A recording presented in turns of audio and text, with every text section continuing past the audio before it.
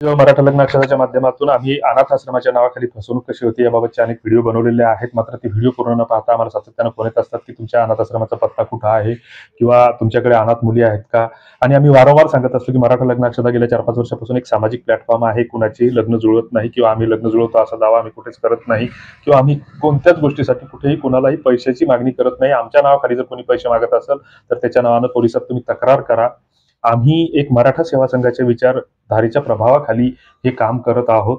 एक दानत वृत्तीनं काम करत आहोत. कुणाचं एखाद्या गरीबाचं लग्न जर ठरत असेल तर आमच्या ऐपतीप्रमाणे आम्ही त्या लग्नाच्या ठिकाणी स्वतःच्या खिशातून अन्नदान करण्याची आमची तयारी आहे. हे सगळं वारंवार समजावून सांगत असताना लोक बऱ्याचदा आमच्या निवेदनाविषयी चुकीचा अर्थ काढतात, अन्वयार्थ काढतात आणि नको त्या कॉमेंट्स करतात. बऱ्याच जणांचे असे प्रश्न असतात, फोन कॉल्स असतात की आम्हाला अनाथ आश्रमाची पत्ते किंवा माहिती दिली पाहिजे. मात्र आमच्याकडे जे काही स्रोत आहेत तर त्या स्रोतातून जी काही आम्ही माहिती घेण्याचा प्रयत्न केला तर त्याच्यामध्ये आमच्याकडे जी काही ॲड्रेस उपलब्ध झालेले आहेत तर त्या ॲड्रेसची माहिती आम्ही तुम्हाला या ठिकाणी वाचून दाखवतोय. यूट्यूबच्या कम्युनिटी गाईडलाईन्सनुसार आणि आय-टी ॲक्ट 2000 नुसार कुणाचेही मोबाईल नंबर हे सार्वजनिकरित्या प्रसिद्ध करता येत नाहीत. बऱ्याच जणांचा आम्हाला असाही प्रश्न येतो की मराठा लग्न अक्षदा ॲप्लिकेशनवर मोबाईल नंबर का दिसत नाहीत? तर मोबाईल नंबर न दिसण्यामागचं ते एक कारण आहे आणि दुसरं कारण जे आहे तर त्याच्यासाठी कुणीही कुणालाही फोन करून अनावश्यक त्रास देतो. म्हणजे आमच्यासारखे काही-काही सभ्य असे असतात की त्याची 2-3 लग्न झालेली असतात.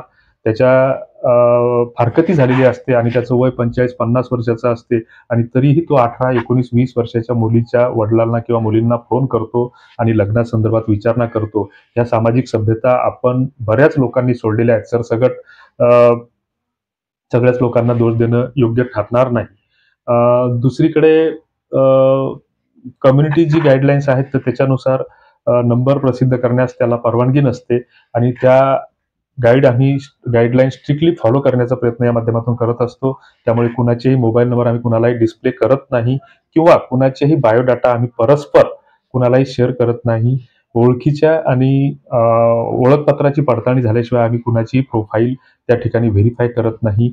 हे आमचे कारण आम्हाला त्याच्यातून कुठलेही पैसे कमवायचे नाहीत किंवा हे सगळं मोफत सेवाभाव म्हणून आम्ही करतोय आणि हे करत असताना त्याची पद्धत काय आहे तर प्ले स्टोअरला गेल्याच्या नंतर मराठा लग्न अक्षता ॲप जर डाउनलोड केलं तर कुठल्याही बायोडाटाला तुम्ही संपर्क करू नका. लग्न हे ओळखीत, नात्यागोत्यात, परिचयातच जुळत असतात हे वारंवार आम्ही सांगत असतो. तेव्हा आपल्या भागातील, आपल्या परिचयातील एखादं स्थळ जर तुम्हाला दिसत असेल किंवा त्या स्थळाचं लग्न जर जुळलेलं असेल तर त्याबाबत तुम्ही आम्हाला कळवलं पाहिजे की जेणेकरून तो बायोडाटा त्याच्यावरून काढून टाकता येईल.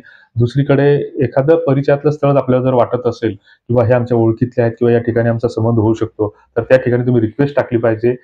रिक्वेस्ट टाकत असताना आम्ही जसा आमचा स्वतःचा वेळ देतो तर त्या एका रिक्वेस्टसाठी तुम्हाला 50 पॉईंट लागतात. तुम्ही तुमच्या मित्र नातेवाईकांना जर ते ॲप्लिकेशनची लिंक जर सेटिंगमधून शेअर केली तर शेअर केल्याच्या नंतर त्याने जर ती डाउनलोड केली तर तुम्हाला 50 पॉईंट त्या बदल्यात आपोआप मिळतात.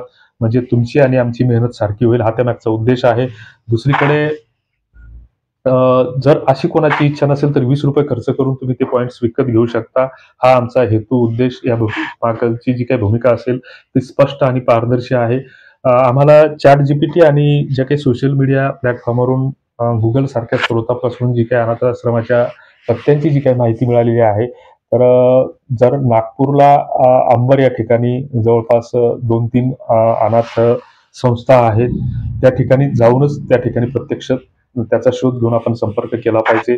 कोल्हापूरमध्ये बाल संस्कार केंद्र आहे. असे 1-2 हे आहेत. एक सावली नावाने एक संस्था आहे जिचं काम अतिशय चांगलं आहे. दानत वृत्तीने म्हणजे वृद्धाचा आणि वडीलधाऱ्या माणसांचा ते सांभाळ करतात. वृक्षारोपणासारखे चांगले कार्यक्रम ते हाती घेतात.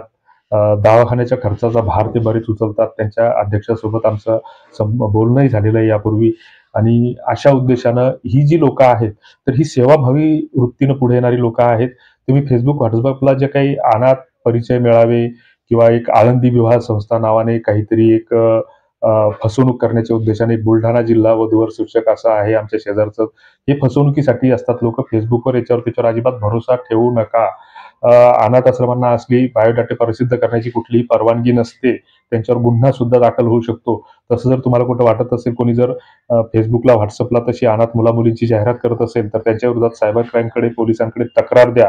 तुमच्याकडून पोलीस तक्रार घेत नसतील, तर संभाजी ब्रिगेड तुमच्या त्या तक्रार दाखल करण्यासाठी आम्ही, आमचे जिल्हाध्यक्ष त्या त्या ठिकाणची तुम्हाला मदत करतील, आमचे तालुका अध्यक्ष तुम्हाला मदत करतील, आम्ही मदत करू. आमचे कॉन्टॅक्ट नंबर आमच्या मराठा लग्न अक्षर ऍप्लिकेशनवर तुम्हाला सहजपणे मिळून जातील.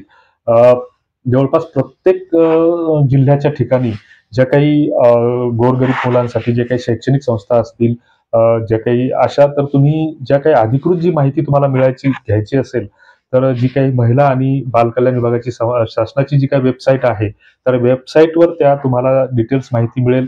मात्र महाराष्ट्रामध्ये ज्या काही नोंद झालेल्या ज्या काही संस्था आहेत, तर त्या बहुउद्देशीय संस्था म्हणून नोंद झालेल्या आहेत आणि मग त्यांची वर्गवारी आपल्याला ठरवणं कठीण असतं, की ही नेमकी विद्यार्थ्यांसाठी काम करते, वृद्धांसाठी काम करते किंवा अनाथ मुला-मुलींसाठी काम करते, हे ठरवणं कठीण असतं.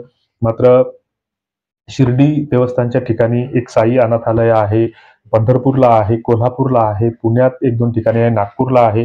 तर या ठिकाणी आपण Google किंवा Facebook किंवा सोशल मीडिया किंवा आमच्यासारख्यावर भरोसा न ठेवता त्या ठिकाणी प्रत्यक्ष जाऊन त्यांचा पत्ता आपण शोधला पाहिजे. Googleचा आधार घेतला पाहिजे आणि त्या ठिकाणी तो पत्ता शोधल्याच्या नंतर त्या ठिकाणी तिथल्या व्यवस्थापकाला जाऊन प्रत्यक्ष जाऊन भेटलं पाहिजे आणि त्यांची पद्धत विचारून घेतली पाहिजे. प्रत्येक ठिकाणचा बायलाज उपविधी हा वेगळा-वेगळा असतो. काही दिवसांपूर्वी भुसावळ साईडला जो काही अनाथालय आहे, तर त्यांच्यासोबत आमचं बोलणं झालं, तर त्यांनी त्यांचे वेगळे नियम तयार केले होते, की त्या मुलीच्या नावाने जर कोणी स्थावर मालमत्ता करून देत असेल, तर त्यांनाच मुली ते देण्याचा त्यांचा मानस होता.